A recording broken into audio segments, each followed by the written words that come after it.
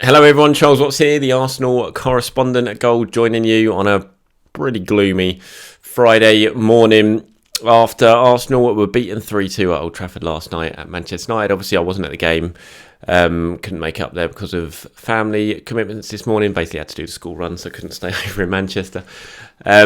But I watched it, obviously I covered it as normal from home, saw what you guys saw, and I didn't have time to do a video after the game because of stuff that was going on and getting stuff written. So I thought I'd pop on today, talk more in depth about what went on, what went wrong, some of the big decisions Mikel had to make, some of the positives really from it as well, end with my player ratings because I didn't get to do them last night. As always, anything you agree with, disagree with, you want to share your thoughts on the game, then please do hit the comments below, and myself and everyone else can have a read of them, see if they agree or disagree with your opinions.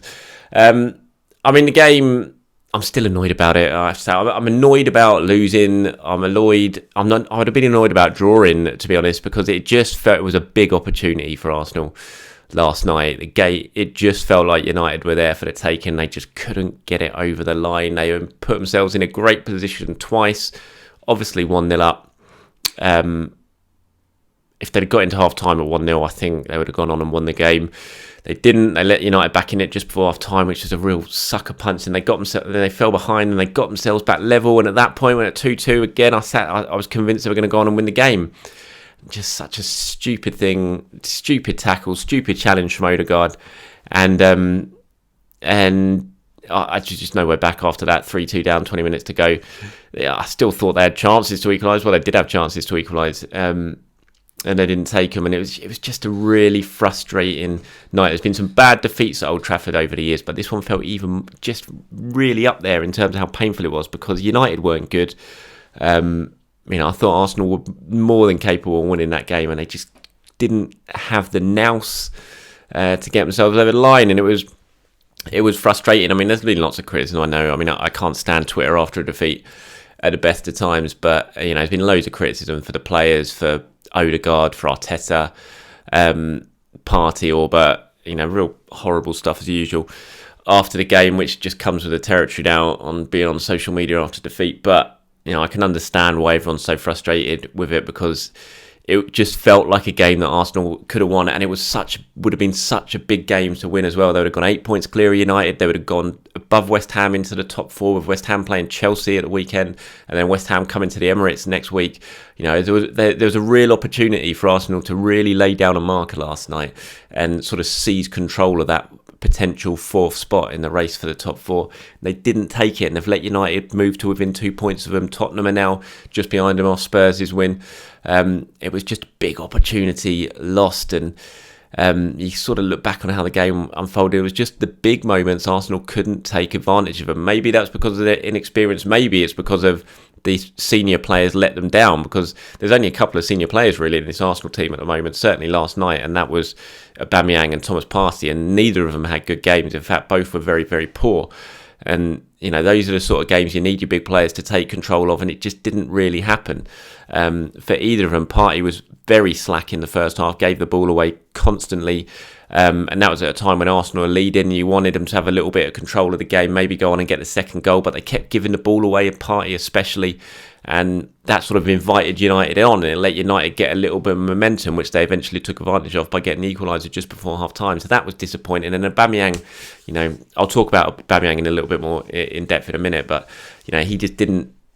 He never really looked like scoring, and that's a shame, because you want Auba to step up in the big moments, get you the goals that are going to give you the points, and he didn't do that. And you kind of look at how well Martinelli played, and he put Auba in the shade, and that's disappointment. And Auba's form is worrying. Like I said, we will get to that in a moment. Ultimately, the thing that cost him was Odegaard's rash tackle in the box. It was a stupid challenge. I don't know what he was thinking. Maybe he was on a bit of a high after scoring the goal and he just wasn't thinking straight, but he was never going to make that challenge cleanly. It was a stupid penalty to give away, and it really cost Arsenal. But although that was ultimately the incident that stopped them getting anything from the game, still you look back on the other moments and you just feel a more savvy, experienced, clever team.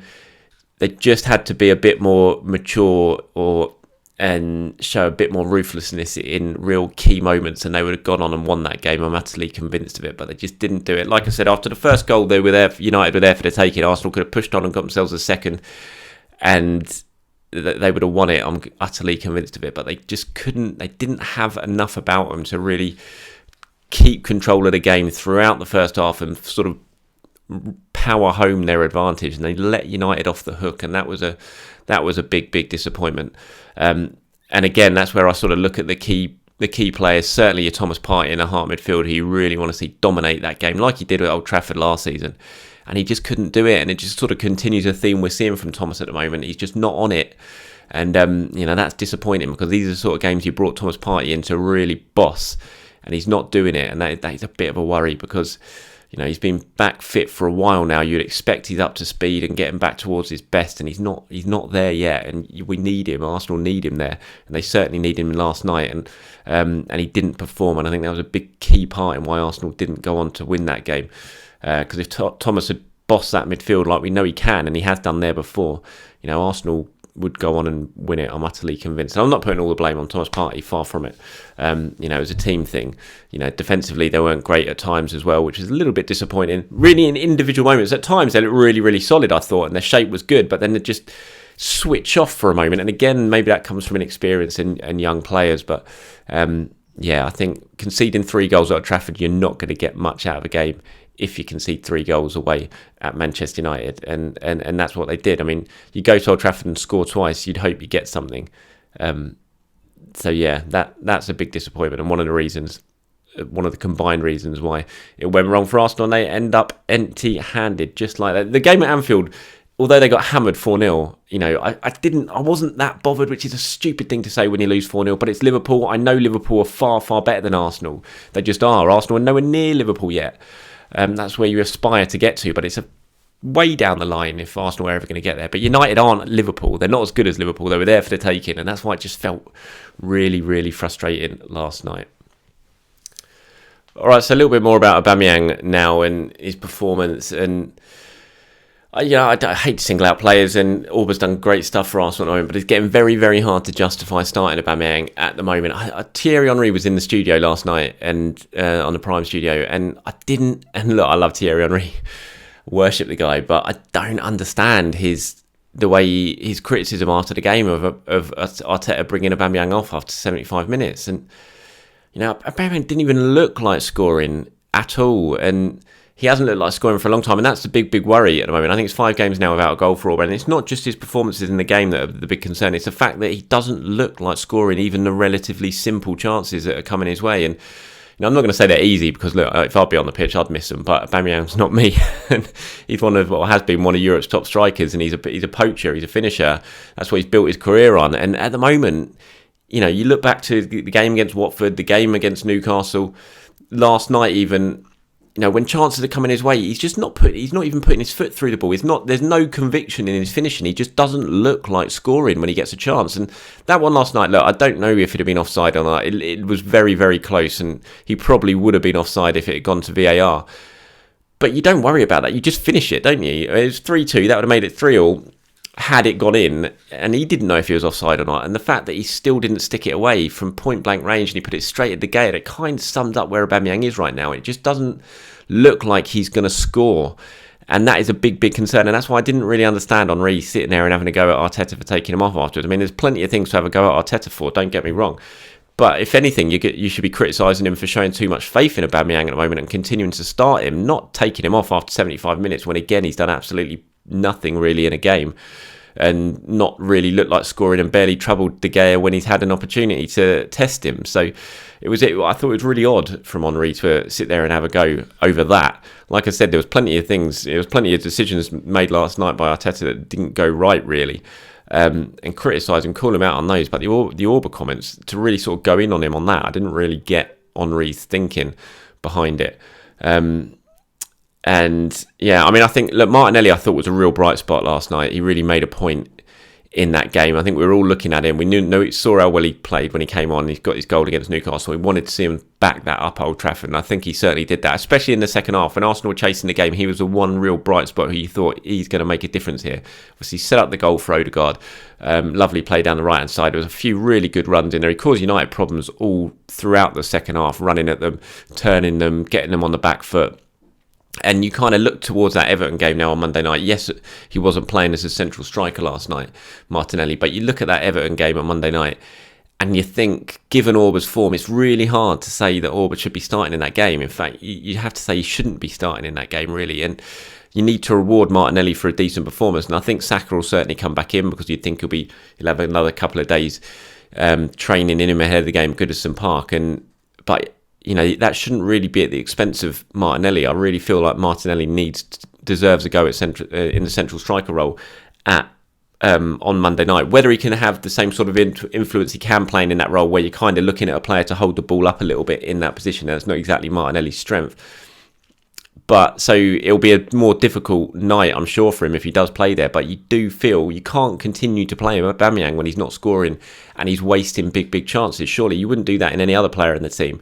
Just because he's captain, just because he's Aubameyang, I'm not sure he warrants that place in the starting 11. So I'd be starting Martinelli after his last couple of performances up at Goodison Park, and you could play Smith Rowe, Saka, Odegaard, whatever behind him, and have Martinelli as a central striker, because I just don't think Aubameyang, he's just not doing enough to be starting games at the moment. And maybe a break could even do him good. It will take him out the firing line a little bit and allow him some time to sort of think about what's going wrong. But just to continue playing him when he's not playing well, it doesn't really feel like that's benefiting anyone. It's certainly not benefiting the team at the moment, because Aubameyang should have had 5 goals really in the last 3 games.